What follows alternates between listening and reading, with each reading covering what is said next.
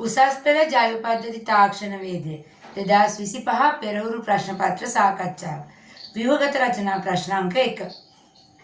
ජෛව පද්ධති සඳහා කාලගුණික තොරතුරු ලබා ගැනීම ඉතා වැදගත් වේ.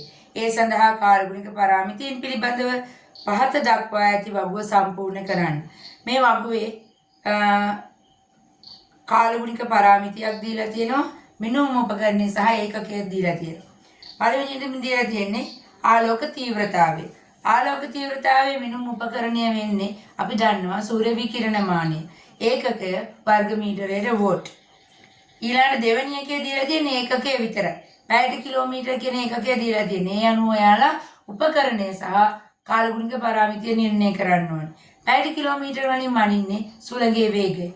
සුළඟේ වේගය මනින උපකරණය මොකද්ද? අනිල මානය. එහෙනම් උපකරණයේ අනිල මානය පරාමිතිය වෙන්නේ සුළඟේ වේගය.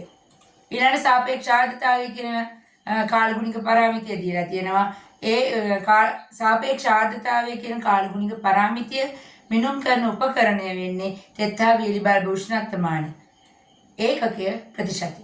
එහෙනම් එතන ඒ විදියට පිළිතුරු සපයන්න ඕනේ වගුව සම්පූර්ණ කරන්න. ඊළඟ B කොටසෙන් අහනවා පාංශු වයනය යනු පසේ වැදගත් භෞතික සාධකයකි. පාංශු වයනය සෙවීම සඳහා බහුලව භාවිතා කරන ක්‍රමවේදයක් නම් කරන්න. දුවේ පුතේ පාංශු වයනය සෙවීම සඳහා බහුලවම භාවිතා කරන ක්‍රමවේද දෙකක් අපි ඉගෙන ගත්තා. මොකද්ද? ද්‍රව්‍යමාන ක්‍රමයෙන් පාංශු වයනය සෙවීමත් විපෙට්ටු ක්‍රමයෙන් පාංශු වයනය සෙවීමත්. මේ පිළිතුරු දෙකෙන් ඕනෑම එකක් මෙතෙන්ට ලියන්න පුළුවන්. ඒක දෙවෙනි කොටස. ඉහත ක්‍රමවේදය සඳහා පදනම් වූ මූලධර්මය කුමක්ද? අපි දන්නවා ද්‍රව්‍යමාන ක්‍රමයේදී විපෙට්ටු ක්‍රමයේදී භාවිත වෙන මූලධර්මය වෙන්නේ ස්ටොක්ගේ මූලධර්මය නැත්නම් ස්ටොක්ගේ නියමය. එහෙනම් මෙතෙන්ට පිළිතුර වෙන්න ඕනේ ස්ටොක්ගේ නියමය කියන එක. පහේ 3 පළවෙනි ප්‍රශ්නේ B කොටසේ 3 වෙනි කොටස. පාංශු වයනය සෙවීමේ පරීක්ෂණය සඳහා ලබාගත් පස් සාම්පලයේ ස්කන්ධය ග්‍රෑම් 50ක්. තෙතමන ප්‍රමාණය 0.2කි. මෙහි තෙතමන සාධකය ගණනය කරන්න. අපි දන්නවා දුවේ පුතේ තෙතමන සාධකය ගණනය කරන සමීකරණය. තෙතමන සාධකය සමානයි 1 ධන තෙතමන ප්‍රමාණය. අපිට මේකේ තෙතමන ප්‍රමාණය දීලා තියෙනවා 0.2යි කියලා. අයින 1 දක්න 0.2 තෙතමන සාධකය කියන්නේ 1.2යි. තෙතමන සාධකය 1.2යි. ඊට පස්සේ අපෙන් ඊළඟ ඒකේ තුන්වෙනි ප්‍රශ්නේ දෙවෙනි කොටස විදියට අහනවා. මෙම ප්‍රශ්නයේදී වියලි ස්කන්ධය ගණනය කරන්න.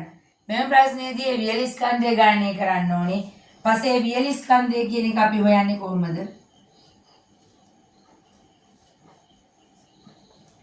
පස්සේ වියලි ස්කන්ධය සමානයි පස්සේ තෙත් ස්කන්ධය බෙදීම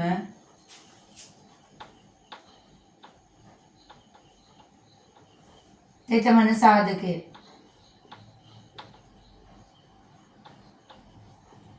දුවේ පුතේ පස්සේ තෙත් ස්කන්ධය ග්‍රෑම් 50යි කියලා දීලා තියෙනවා. තෙතමන සාධකය අපිට 1.2යි කියලා ආවා. එහෙනම් 50 1.2න් බෙදන්න ඕනේ. 500 12න් බෙදමු. 4යි 48යි 20ට 1යි 12යි 8යි 8ට 6යි නේද? 6 වරක් 2 80ට 72යිනේ. එහෙනම් මෙතන 41.66යි කියලා එන්නේ. අපිට ඒක ලියන්න පුළුවන් 41.67යි ග්‍රෑම් කියලා. එහෙනම් මේ පස් සාම්පල් එකේ වියලි ස්කන්ධය වෙන්නේ 41.67යි ග්‍රෑම්. හරි අපි ඊළඟට C කොටසට යමු.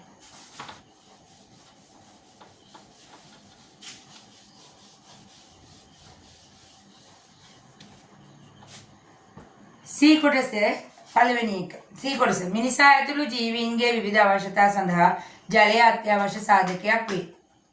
සංශුද්ධ ජලය ස්වාභාවික ආකාරයට හමු නොවීමට හේතුව කුමක්ද? අපි දන්නවා දුවේ පුතේ ජලය කියලා කියන්නේ H2O.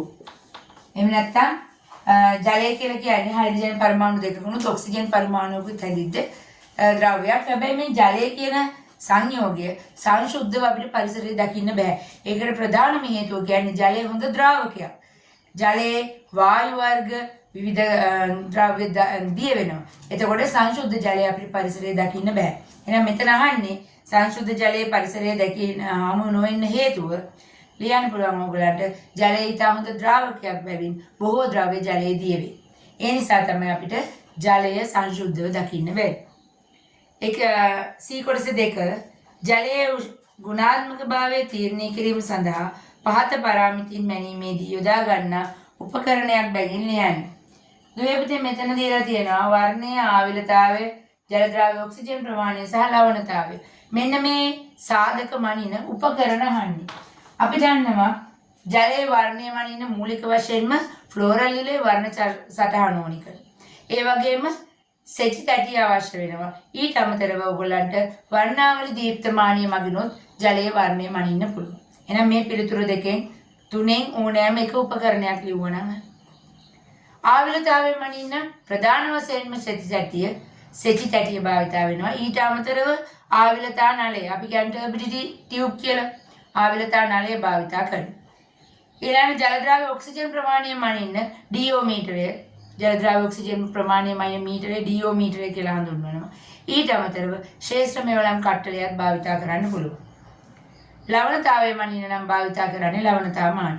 ඉතින් දුවේ පුතේ උපකරණය බැගින් නම් කරන්න තමයි මේකේ තියෙන්නේ. ඊළඟ C කොටසේ 3 වෙනි කොටස අපජලයේ පිරියම් කිරීමේ ක්‍රියාවලියේදී ජෛව පිරියම් කිරීමේ ප්‍රධාන ක්‍රම දෙක ලියන්න. අපි දන්න අපජලයේ පිරියම් කිරීමේදී ප්‍රධාන පියවර 4ක් තියෙනවා. මූලික පිරියම 2 ප්‍රාථමික පිරියම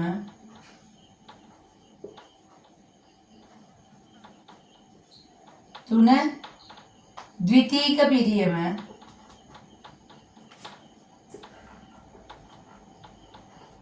4 තෘතීක පිරියම. මේකදී දුවේ පුතේ මූලික පිරියමේදී මේ අපජලයේ තියෙන පාවෙන සහ අවලම්බනය වෙලා තියෙන විශාල ඝන ද්‍රව්‍ය විවිධ ප්‍රමාණයේ පෙරහන් හරහා පෙරීම සිදු කරනවා. ප්‍රාථමික පිරියමේදී ජලයේ අවලම්බනය වෙලා තියෙන අංශු තැන්පත් වෙන්න අවසාදන ටැංකි වල ජලය රැස් කරලා තියෙනවා. එතකොට ජලයේ අවලම්බිත අංශු නිවත් කරගත්තයින් පස්සේ ද්විතීක පිරියමට ආවම ජලයේ දියවී තියෙන කාබනික ද්‍රව්‍ය වියෝජනය සිදු කරන්නේ. එතෙන්දී ජෛවීය පිරියම් කිරීමක් තමයි මෙතෙන්දි සිදු වෙන්නේ. ජෛවීය පිරියම් කිරීම. ඒකෙදි මොකද වෙන්නේ? ස්වායු බැක්ටීරියා මගින් තමයි ජලයේ දියවී තියෙන කාබනික ද්‍රව්‍ය වියෝජනය කරන්නේ. මේක ප්‍රධාන ක්‍රම දෙකකට කරනවා.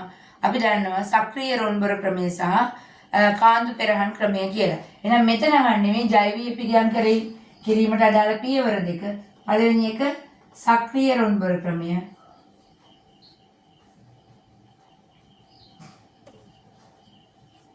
2 කාන්දු පෙරහන් ක්‍රමය.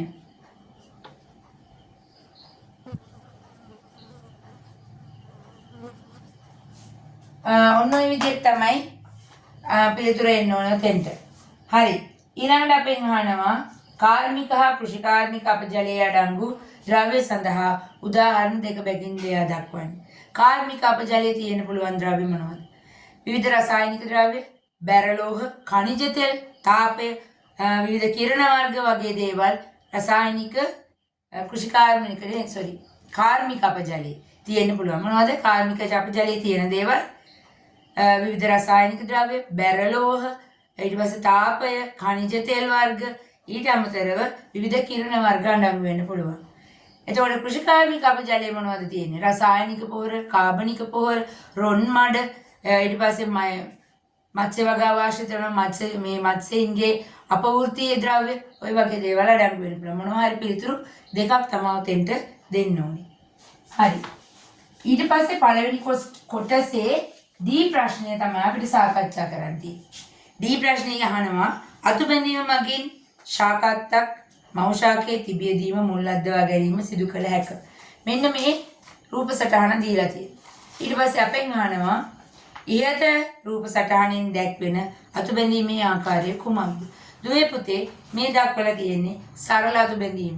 මේකට ලියන්න එපා භෞමික අතුබැඳීම කියලා. මොකද භෞමික අතුබැඳීමේ අර්ථය ක්‍රම ගොඩක් තියෙනවා. සරල අතුබැඳීම, සංයුක්ත අතුබැඳීම, අග්‍රස්ත අතුබැඳීම, ගොඩැලි අතුබැඳීම මේ ඔක්කොම භෞමික අතුබැඳීම. ඒක නිසා මෙතන පැහැදිලිවම පෙන්නනවා එක අත්තකින් එක තැනක කැපුමක් යොදලා පසට යට කරලා. ඒ කියන්නේ සරල අතු බැඳීම. එහෙනම් කෙලින්ම සරල අතු බැඳීම කියලා පිළිතුර ලියන්න. ඉහත දක්වා ඇති පරිදි කැපුමක් යෙදීමේ අරමුණ සඳහන් කරන්න. ඇයි මේ ශාකත් අපි කැපුමක් යොදන්නේ? ඒකෙන් බලාපොරොත්තු වෙන්නේ පත්‍රවල නිපදවන ආහාර මේ කැපුම ගාව එක්රැස් වෙලා කාබන් නයිට්‍රජන් අනුපාතයේ වැඩිවීමත් ඒ වගේම පත්‍රවල නිපදවන ශාක හෝමෝන මේ කැපුම අසල සාන්ද්‍රණය වැඩි වුණාම මුල් ඇදීම උත්තේජනය කිරීම. ඒ නිසා තමයි කැපුමක් යොදන්නේ. ඊළඟට තුන්වෙනි කොටස අහනවා මෙහි මුල් ඇදීම උත්තේජනය සඳහා ගත හැකි ක්‍රියාමාර්ග දෙකක් ලියන්න. ඔයාට මුල් ඇදීම වේගවත් කරන්න මොකද කරන්න පුළුවන්? පළවෙනිම දේ තමයි දුවේ පුතේ මේ කැපුමට අපිට පුළුවනි ඔක්සින වර්ගයේ ශාක හෝමෝනයක් ආලේප කරන්න. නැත්නම් වර්ධක යාමකයක් යොදන්න. අනිත් එක තමයි මුල් අදින්න නම් අඳුරු පරිසරයක් ඕනේ. අපිට මේ කැපුමට අඳුරු පරිසරයක් ලබා දෙන්න පුළුවන් පස්වලින් යට කරන්න. එතකොට මුල් ඇදීම උත්තේජනය වෙනවා. ඊළඟ පළවෙනි කොටසේ පළවෙනි ප්‍රශ්නේ ඊ කොටස. භෝගාස්වණු වල පසුඅස්වණු හානු කළමනාකරණය පිළිබඳ ක්‍රියාමාර්ග ගැනීම ආශ්‍රිත පහත ප්‍රකාශවල සත්‍ය නම් කැපිටල් T හෝ අසත්‍ය නම් කැපිටල් F බව සඳහන් කරන්න. හොඳට මතක තියාගන්න කියලා තියෙන උපදේශ වලට අනුව ක්‍රියාත්මක වෙන්න. සත්‍ය නම් T අකුර ලියන්න ඕනේ. අසත්‍ය නම් F අකුර ලියන්න. අපි බලමු ප්‍රකාශ ටික. පළවෙනි ප්‍රකාශය. ට්‍රැක්ටර් භාවිතයෙන් කොළ මැඩීම කාර්යක්ෂම මෙන්ම පිරුණු ඇට සහිත සහල් ප්‍රතිශතය ඉහළ නංවයි. මතක තියාගන්න දුවේ පුතේ ට්‍රැක්ටර් භාවිතයෙන් කොළ මඩිනකොට ට්‍රැක්ටරයේ තියෙන දැති රෝද වලට අහු වෙලා බීජ පහසුවෙන් කැඩලා යන්න පුළුවන්. ඒක නිසා පිරුණු ඇට සහිත සහල් ප්‍රතිශතය ඉහළ නංවන්නේ නැහැ. අඩු වෙන්න හේතුවක් වෙනවා. එහෙනම් මේ ප්‍රකාශය වැරදි. එහෙනම් ඔයාලා මේකට කැපිටල් F එකක් තමයි ලියන්නේ. 2 සූර්ය තාපය මගින් වී වියලීමේදී කෙටි කාලාන්තර වලින් අවස්ථා කිහිපයකදී වියලීමෙන් හෙඩ් රයිස් yield එහෙම නැත්නම් HRY ප්‍රතිශතය ඉහළ නැංවිය හැකියි. දුවේ පුතේ අපි දන්නවා අවුවේ නැත්නම් ඉරේලියන් මේ වී වේලීමේදී පැය භාගයක සැරයක් අපි වී ටික මිශ්‍ර කරමින් අපි ඒක කියන්නේ මොකද්ද? නියමිත කාලාන්තරයෙන් අවස්ථා කිහිපයකදී එකපාර වේලෙන්න දාලා පැය ගානකට පස්සේ එකතු කරන්නේ නැහැ. වේලෙන් අවුවට දැම්මයින් පස්සේ පැය භාගෙන් භාගෙ මිශ්‍ර කරනවා. එතකොට බලාපොරොත්තු වෙන්නේ වී වල පැත්තෙන් පැත්ත මාරු කරන්න. යට තියෙන වී උඩට ගන්න. එහෙම වුණාම වී හොඳින් වේලෙනවා. ඒක නිවැරදි. එහෙනම් කැපිටල් T එකක් ලියන්න පුළුවන්. භෝගාසන ගබඩාවල කාබන් ඩයොක්සයිඩ් ඔක්සිජන් වායු අනුපාතය වැඩි වන විටදී ශ්වසන ශීඝ්‍රතාවය වැඩි වේ. කාබන් ඩයොක්සයිඩ් බෙදීම ඔක්සිජන් අනුපාතය ඉහළ යනවා කියන්නේ දුවේ පුතේ ඔක්සිජන් ප්‍රමාණය අඩුයි කාබන් ඩයොක්සයිඩ් ප්‍රමාණය වැඩි. එහෙම වුණාම අස්වණු වල ශ්වසන ශීඝ්‍රතාවය වැඩි වෙන්නේ නැහැ. ඔක්සිජන් අඩු වුණාම ශ්වසන ශීඝ්‍රතාවය අඩු වෙනවා. එහෙනම් මේ ප්‍රකාශය වැරදි කැපිටල් F. ගුණාත්මක මත්ස්‍යස්වණු වල කරමල් හා S දීප්තිමත් රතු පැහැති. ඒක කියවපු ගමන් ගොඩක් අය හරි කියලා ලියනවා. හේතුව මොකද්ද? කොහොමත් කර්මල් දීප්තිමත් රතු පැහැ වෙන්න ඕනේ. හැබැයි S රතු පාට නම් ඒ මාළු ගුණාත්මයෙන් අඩු මාළු. ඒක නිසා මේ ප්‍රකාශය වැරදි. S දීප්තිමත් රතු කියන නිසා. S දීප්තිමත් වෙන්න ඕනේ. හැබැයි සුදු පැහැ වෙන්න ඕනේ. ඒ නිසා ඒකත් වැරදි කැපිටල් F. ශීතදාම ක්‍රියාවලියේදී භෝගාස්වණු ශීත කුටීර තුල තැබීම හෝ ශීත ජලයේ ගිල්වීම මගින් අස්වණු වල ශේෂ්ත්‍ර තාපය ඉවත් වීම සිදුවේ. ඔව් දුවේ පුතේ ශීතදාම කළමනාකරණයේදී ශේෂ්ත්‍ර තාපය ඉවත් කරන්න අපි මෙන්න මේ විදිහට ශීත ජලයේ ගිල්වීම හෝ ශීත කුටීරවල ගබඩා කිරීම කරනවා. එහෙනම් ඒක නිවැරදි. එහෙනම් පහේ අපිට දැන් පළවෙනි ප්‍රශ්නේ ඊ කොටස අපි කතා කරේ. පළවෙනි ප්‍රශ්නේ F කොටස භූජලයේ පුනරාරෝපණය පිළිබඳ පහත දැක්වෙන ප්‍රකාශවල වරහන් තුල දක්වා ඇති නොගැලපෙන වචනය කපා හරින්න. නොගැලපෙන වචනය කපා හරින්න. උපදේශ පිළිපදින්න. වර්ෂාපතනයේ ලැබෙන ජලය කාන්දු වීම මගින් භූගත ජල මට්ටම සංතෘප්ත වීමේ ක්‍රියාවලිය ස්ථානීය අනියම් පුනරාරෝපණය නම් වේ. දුවේ පුතේ අපි දන්නවා භූගත ජල පුනරාරෝපණයේ ප්‍රධාන ආකාර දෙකයි. විසරණ පුනරාරෝපණය, කේන්ද්‍රීය පුනරාරෝපණය. විසරණ පුනරාරෝපණය කියලා කියන්නේ පස මතට ලැබෙන ජලයෙන් වර්ෂාවෙන් ලැබෙන ජලය මගින් භූගත ජල පුනරාරෝපණය වීම. අපි ඒක හඳුන්වනවා ස්ථානීය පුනරාරෝපණය, ඍජු පුනරාරෝපණය කියන නම් වලින්.